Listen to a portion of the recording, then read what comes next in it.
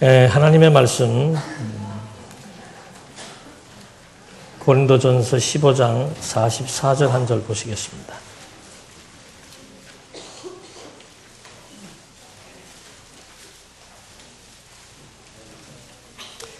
고린도전서 15장 44절 말씀.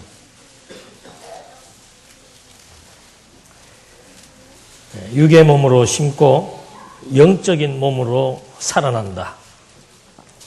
육의 몸이 있으면 영적인 몸도 역시 존재하는 것이다. 제목을 오늘이 부활절이기 때문에 부활 이거 어떻게 믿는가 이게 참 중요한 일입니다. 우리 그리스도인들에게 있어서의 부활은 미래에 대한 가치고 또 영원한 삶에 대한 희망입니다. 이것이 우리에게 확실하게 믿어질 때 우리가 세속적인 가치로부터 초월할 수 있고 주어진 여건 가운데서도 좌절하지 않고 힘있게 살아갈 수 있습니다. 그래서 야고보 선생과 바울 선생, 베드로 사도들은 정말 힘들고 어려운 고난과 역경 가운데 있는 교회들에게 재림에 대한 확신과 부활에 대한 소망을 제시해 준 겁니다. 중요한 것은 이것이 단순 교리가 아니고 정말 우리가 부활을 한다라고 하는 사실에 대해서 어느 정도 신뢰감을 가지고 있느냐, 이것이 오늘 우리들에게 관건이 아닐 수 없습니다. 부활에 대한 내용은 당연히 성경을 통해서 우리가 확인할 수 있습니다. 그래서 하나님께서 특별 계시인 성경을 주셔서 부활에 대한 믿음을 주시기도 하시고, 그 다음에 이 특별 계시를 깨닫게 되면은 또 일반 계시를 통해서도 부활에 대해서 이 자연의 법칙과 이치가 이런 것을 보니까 진짜 부활이 확실하다라고 하는 그런 확신도 가질 수가 있습니다. 그래서 이 본문의 말씀이 육의 몸으로 심고 영적인 몸으로 살아난다. 근데 육의 몸은 우리가 지금 입고 있기 때문에 다 압니다. 육의 몸에 대해서 의심하는 사람은 한 사람도 없습니다. 근데 뭐가 지금 우리가 미심쩍은가 하면은 성경에 나와 있는 대로 무슨 몸이에요? 영의 몸. 영의 몸을 봤습니까? 못 봤습니까? 본 사람이 없습니다. 다행히 2000년 전 예수님의 제자와 500여 명 정도는 그 영의 몸을 보고 확신을 가졌는데 2000년 세월이 지나오면서 계속해서 성경은 우리에게 이 영의 몸에 대한 설명을 해주고 확신을 주고 있는데 이게 참 보이지 않는 몸이고 미래적인 사건이기 때문에 이걸 우리가 확실히 믿는다는 이것은 그렇게 쉬운 일이 아닙니다. 그래서 제가 오늘은 특별히 부활절이고 해서 그림을 하나 그리고 끝내겠습니다. 답은 여러분들이 알아서 뭘 그리는지 한번 보세요. 제가 그림 실력이 출중하면 금방 아실 텐데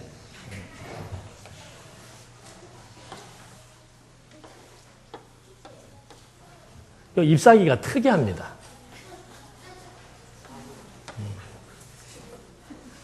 뭐라고요? 벌써 이렇게 맞추면 안 되는데.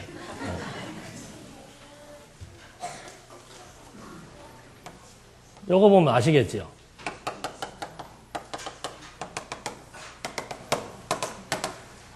이게 밭에 있으면은 뭐예요? 인삼이고 산에 있으면은. 그래서 신만이들이 산에서 이걸 발견했을 때 뭐라고 얘기해요? 이것만 잊어버리지 않으면 돼요. 오늘 강의는 끝입니다. 신봤다. 하나 더 그릴게요. 이건 제가 이제 강의하면서 자주 그리는 그림입니다.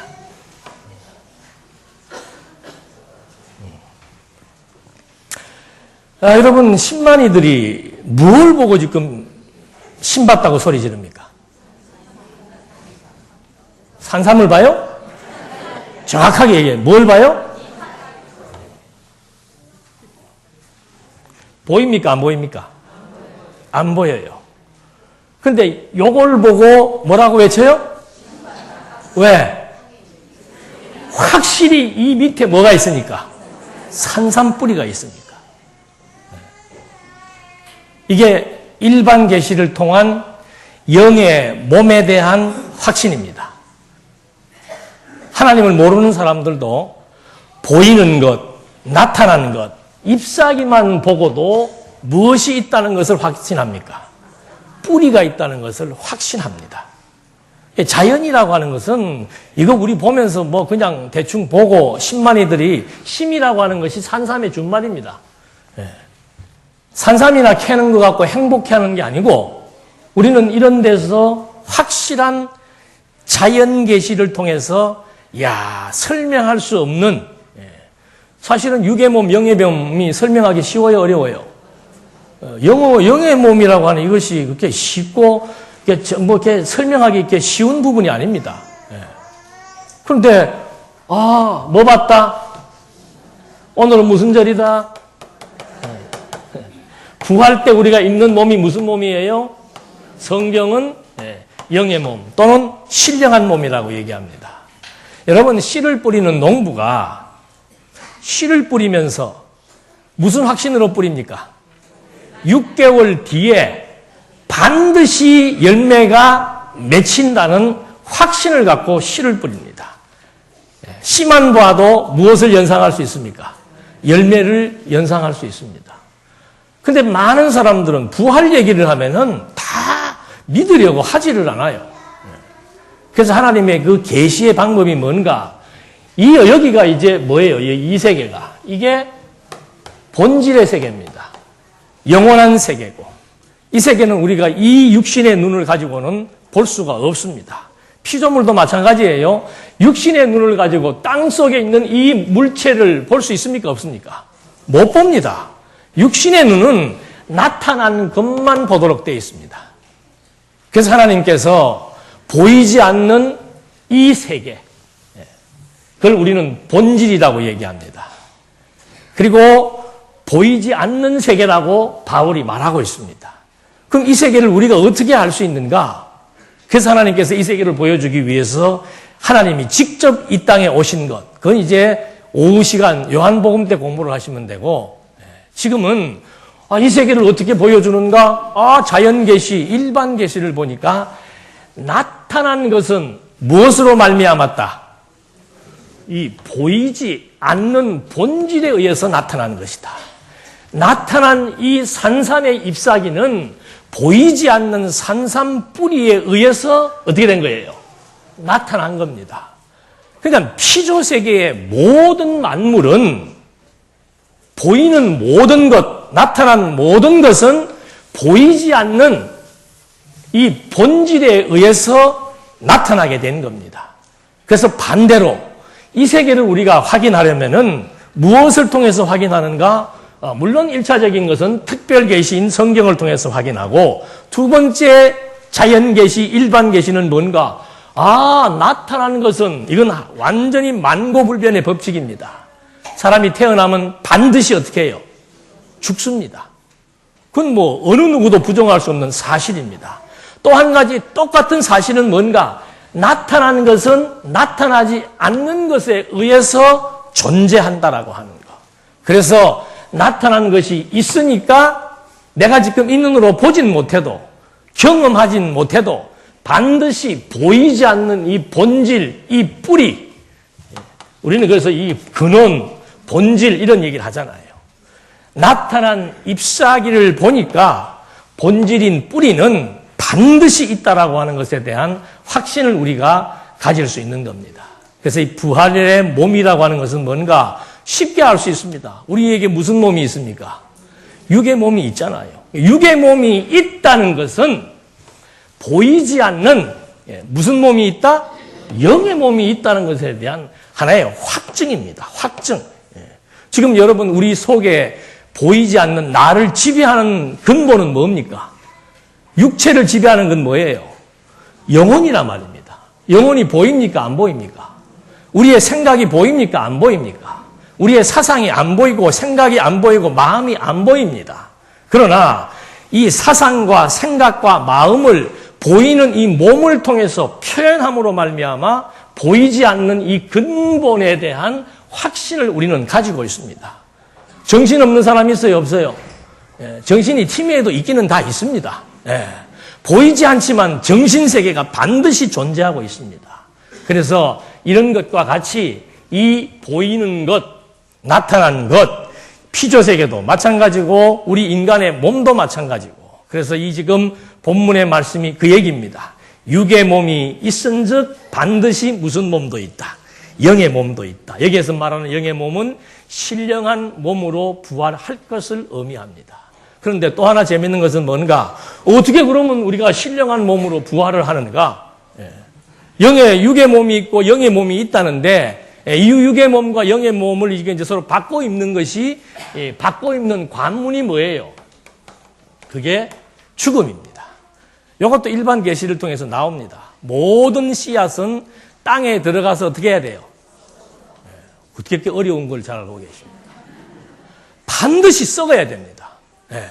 그러니까 보이는 것은 흙에서 왔기 때문에 다시 흙으로 돌려보내서 거기서 썩히면은 완전히 어떤 게 나와요?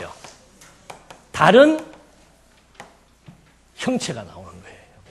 그러니까 다른 형체, 이것도 우리가 이 부활의 형체라고 하는 것은 아직은 뭐 예수님 때 한 번 있었기 때문에 뭐 기억할 수도 없고 사진을 찍어놔서 보여준 것도 없고 해서 확실히 감지할 수는 없습니다만은 성경에 이 다른 형체에 대한 설명들이 나오지요. 그러니까 우리가 어떻게 부활의 몸을 입는가? 일반의 계시처럼 반드시 썩어야 된다. 그 씨앗은 썩혀서 완전히 다른 열매를 맺게 하는 것처럼 우리의 이 영의 몸이라는 것도 마찬가지다. 그래서 이 육의 몸을 어떻게 해야 된다? 썩히는 거예요. 그래서 고린도서에 썩을 것으로 뭐 하는 거예요? 그걸 우리가 보편적으로 말하는 육체적인 죽음이라고 얘기한다 이 말이죠. 썩을 것으로 심으면은 반드시 어떻게 돼요? 썩지 아니할 것으로 어떻게 해요? 다시 살게 되는 것이 신받답니다. 신받다.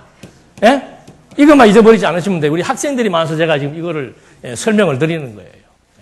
부활 뭐 이렇게 막 복잡하게 생각할 수 있습니다만은 이 모든 영원한 본질과 나타난 현상이 있는데, 현상이라고 하는 것은 본질. 그래서 로마서에서 바울이 모든 만물이 어디에서 왔다?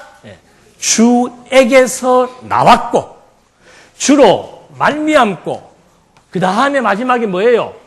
왜 주에게로 돌아갑니까? 이 나타난 것은 반드시 뭐 해야 되니까? 썩어야 되니까. 그래야 썩지 아니할 것으로 어떻게 돼요?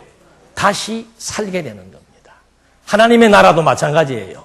보이는 이 피조세계, 이 지구가 있습니다. 지구를 땅에 심어, 지구도 다 먼지에서 나왔잖아요.